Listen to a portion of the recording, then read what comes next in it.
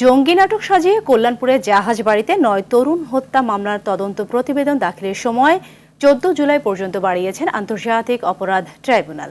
একই সঙ্গে মামলা আসামি সাবেক আইজিপি এ.কে.এম. শহীদুল হক, ডিএমপি সাবেক কমিশনার আসাদুজ্জামান ও মিরপুর বিভাগের সাবেক ডিসি জসিমউদ্দিন মোল্লাকে একদিন করে জিজ্ঞাসাবাদের অনুমতি দিয়েছে আদালত। এছাড়াও মামলা তদন্ত শেষ করতে ২ মাস সময় বেঁধে দিয়েছে বিচারপতি গোলাম মুর্তুজা মজুমদারের নেতৃত্বাধীন ৩ সদস্যের আন্তর্জাতিক অপরাধ ট্রাইব্যুনাল। এর আগে সকাল ১০টার দিকে এই ৩ আসামিকে ট্রাইব্যুনালে হাজির করা হয়।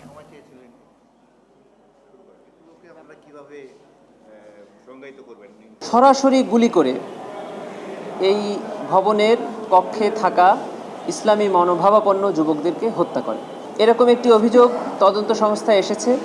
তদন্ত সংস্থা তদন্তের ভিত্তিতে প্রাথমিক সত্যতা পেয়েছে।